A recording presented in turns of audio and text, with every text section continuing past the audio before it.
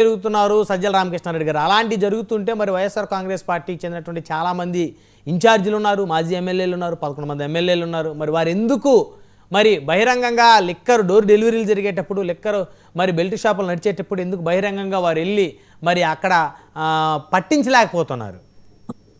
Sir, ఇప్పుడు బ్రహ్మనాయుడు గారు రాష్ట్ర వ్యాప్తంగా జరుగుతున్న అనేక సంఘటనలలో ఈ రోజున లిక్కర్ డోర్ డెలివరీ అనేది ఒక భాగం మాత్రమే.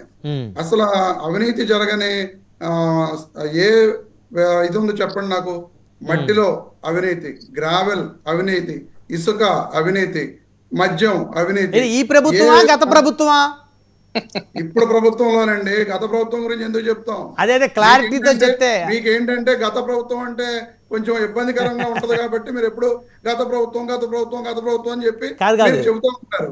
కాదండి రమేష్ గారు, నేను నార్మల్ గా ఒక క్లారిఫికేషన్ కోసం మీరు స్టార్ట్ చేసే ముందు అడుగుతున్నాను. ఈ ప్రభుత్వం వైఎస్ఆర్ కాంగ్రెస్ పార్టీ నుంచి నేను మాట్లాడుతున్నాను అంటే మా పార్టీ మీద నేను విమర్శలు చేయను కదా. అది మీకు తెలిసి కూడా మళ్ళీ మీరు దాన్ని అలా మాట్లాడటం అంటే ఏమనుకోవాలనేది మీ విజ్ఞతకే నేను వదిలేస్తున్నాను. ఎందుకంటే మీ మీద నేను కామెంట్ చేస్తే బాగోదు. మీరు నేను మంచి మిత్రులు, సో నేను ఎటువంటి కామెంట్ చేయలేకపోతున్నాను.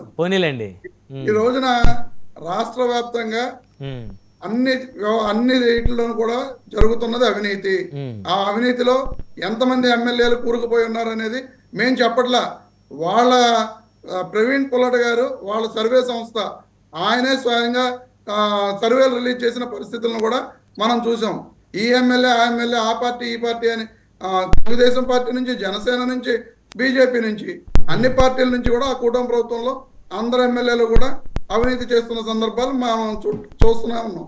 ఈ రోజున సజ్జల రామకృష్ణారెడ్డి గారు అదే చెప్పడం జరిగింది.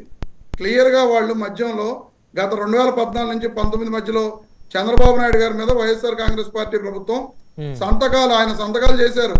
చంద్రబాబు నాయుడు గారు సంతకాలు చేయకుండా ఎక్కడా లేరు. ఆయన సంతకాలు చేసి ప్రివిలేజ్ ఫీజెస్ రద్దు చేసి రాష్ట్ర ఖజానాకు ఎంత నష్టం చేశారో, ఆ వ్యక్తుల నుండి ఏ విధంగా డబ్బులు తీసుకున్నారో అనేది సాక్ష్యాధారాలతోటి కేసు నమోదు చేయడం జరిగింది. ఆ తర్వాత దాంట్లో ఆయన బెయిల్ రావడం జరిగింది. మనందరికీ తెలిసిన విషయమే. ఆ రోజున మద్యం స్కామ్ కుంభకోణం జరిగింది కాబట్టి ఈ రోజున కూడా మళ్ళీ మద్యం స్కామ్ లో కుంభకోణం జరిగిందని చెప్పి వీళ్ళు అక్రమ కేసులు పెట్టడం జరుగుతుంది. ఆ అక్రమ మళ్ళీ మొన్న ఒక ఇంజనీరింగ్ కాలేజ్, రకరకాల వ్యాపారాలు ఉన్న తేగల విజయానంద రెడ్డి గారి దగ్గర ఆయన ఫామ్ హౌస్ లో 11 కోట్ల రూపాయలు దొరికితే అవి ఈ మద్యం డబ్బులే అని చెప్పి ఆయన చెప్పడం, దాన్ని మళ్ళీ కోర్టులో చెప్పడం జరిగింది. అవి నాకు సంబంధం లేదని చెప్పి రాజకేశ్వర రెడ్డి గారు కూడా క్లియర్గా మళ్ళీ అఫిడవిట్ దాఖలు చేయడం జరిగింది. ఆ చెప్పిన వ్యక్తి లేదా ఇప్పుడు వీళ్ళ ఫామ్ హౌస్ నిజంగా వీళ్ళు తీసుకుని అందులో వీళ్ళు డబ్బులు పెట్టారు అంటే ఆ తేగల విజయానంద రెడ్డి గారు వచ్చి ఈ రోజుకి కూడా ఆ డబ్బులు వాళ్ళకి సంబంధించినవి, నాకు సంబంధం లేదని చెప్పి ఆయన చెప్పలా. తెలంగాణలో ఇంజనీరింగ్ కాలేజెస్ యొక్క అడ్మిషన్స్ జరుగుతున్నాయి. ప్రతి ఇంజనీరింగ్ కాలేజీల్లో ఈ రోజున లక్షల రూపాయల్లో డొనేషన్లు తీసుకుంటున్న సంఘటనలు మనందరికీ తెలుసు. అలా లక్షల రూపాయల్లో డొనేషన్లు తీసుకుంటున్నాయన్నీ కూడా బ్లాక్ మనీ. ఆ బ్లాక్ మనీని వాళ్ళు అక్కడ దాచి ఉండొచ్చు. దాన్ని వీళ్ళు ఎవరో కూడా ఇంతవరకు క్లారిఫై చేసిన దాఖలాలు లేవు. కానీ ఎక్కడ దొరకంగానే వెంటనే ఏ డబ్బు దొరికినా లేకపోతే ఏదైనా విషయం జరిగినా ఇది మద్యానికి సంబంధించిందని చెప్పి వీళ్ళు వెంటనే ప్రచారం చేయడం, ఆ ప్రచారాన్ని మీరందరూ కూడా పట్టుకుని ఇలా డిబేట్లు పెట్టడం, ఆ డిబేట్లలో మళ్ళీ మీరు వాళ్ళు బురద అంటిస్తారు, మేము ఆ బురద చల్లుకోవాల్సిన పరిస్థితుల్ని మీరు అందరూ కూడా చూస్తున్నారు.